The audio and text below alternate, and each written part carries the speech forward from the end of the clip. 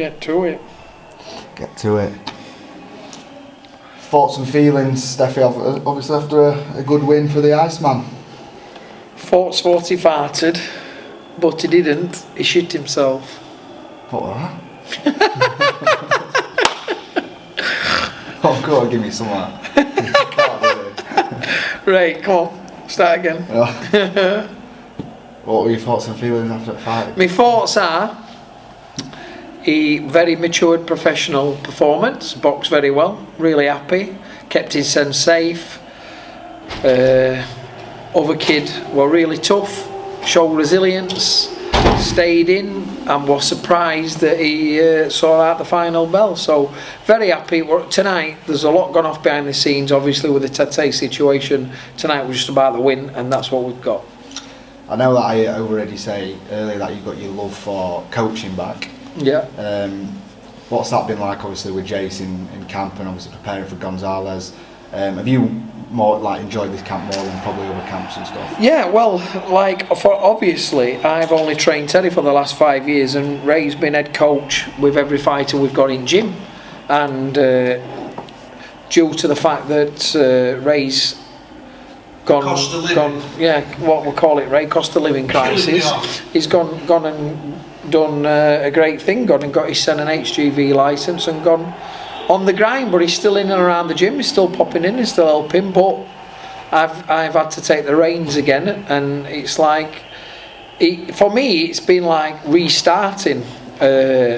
Obviously, like I say, all my energy's been into Teddy's career, so now I'm back back in the saddle, training every fighter we've got in the gym, and I'm absolutely loving it. I've got my mojo back.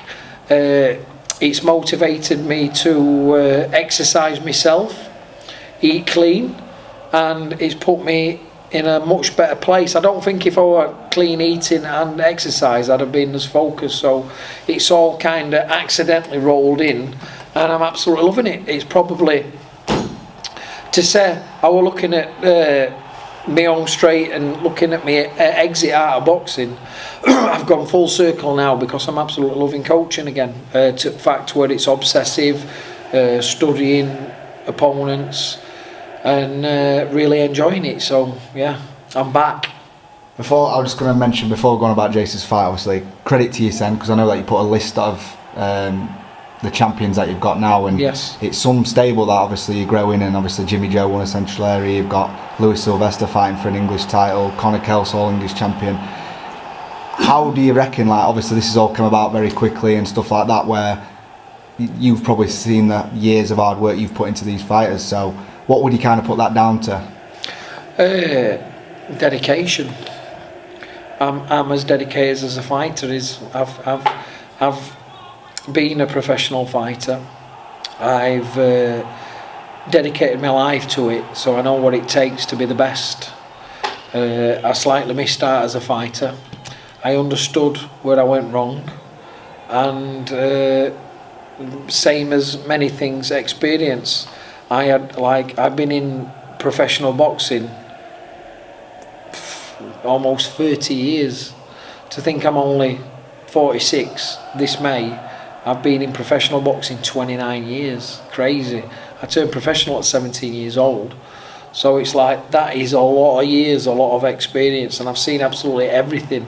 So you can't be given experience, you can only gain it. And just I'm not the person I was 10 years ago due to experience, and I'm confident that I'm good at my job. I'm confident in my fighters. I know levels of fighters, so I know if one fighter is capable of winning a major title, if one fighter is capable of being a world champion, if one fighter is only capable of being a Central Area champion. I know levels, I'm honest. You don't sit a fighter down and say, this is what level you are. You'd be experienced enough to guide them to that level where they're at, and try and pursue them to the next level. So just years of experience and dedication. Like you say, it's, my family support me, and I've given up many things in my life to other people. That's shown in other people's success, and I think I will go to my grave as a person that gives and doesn't receive. I'm a giver, not in a sexual way, so don't give me the eye ollies if you fancy me there. But I am a giver, and that gives me self-gratification, and I'm happy with that in life. And if I can change people's lives by doing something positive, giving them an opportunity, I will go to my grave very happy. One of the biggest things is self-gratification. Yeah, I can sit back and see Terry with money in bank, and I think I've done that. Gavin McDonald's got money in bank and started off well. You know, probably got 500 quid for his first fight, and just opportunities to for people from council estates, from rural areas, who wouldn't have an opportunity, who probably would never get an education, and for me to give them an opportunity to earn some money and bank things and have a nice holiday, and you know, and drive a nice car and have a nice house, then I've won. No, definitely. I think Jim is definitely one of the prides of Doncaster, and credit to yourself for that. Thank you, Ollie. You're all right. I really do think you're after having some giving off me, aren't you, Darren? Well, I've had a few. Well, you give me a bit of shit, you want the years and stuff. I am a bully, aren't I? Well, did the game plan go how you thought it would then? Yeah, I mean, there's certain fights that you have a game plan, you're restricting, you're reminding people in corners what to do, what we've worked on. This wasn't kind of one of them fights. This kid, very tough, very game. I know exactly what we're getting. If you watch him enough, you can see how and vision how it'll pan out. I'm not going to kid people on. This kid is no world champion. He was fringe world level at a couple of weights lower than Jason. He's come up the weights, and it was one of them where Jason could get the win, a credible opponent, and be positive doing it, and set him up for another big fight in the right frame of mind. Now wipe the defeat off with Tete, or not a defeat, the situation. It looks like Tete and the loss will be reversed to a no contest for the fact he's a drug cheat, and you know, we move on now. Jason, big fight, secure his family, and that's what we're looking to do. Obviously I don't want to look into the future. Obviously Liam Davis is going to be next in here. Have you had a chance to obviously study him and stuff? No, like because like I will do now, when the fight gets made and agreed and we've got a date, we've kind of agreed the fight. Once we've agreed finances and we're all on the same page, then as a coach I'll sit and study.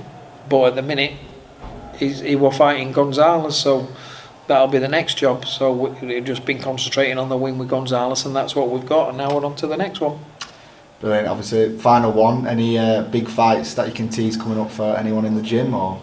Yeah, obviously, as you know, you work closely with Maxi. He's got a big opportunity that we're waiting to be announced.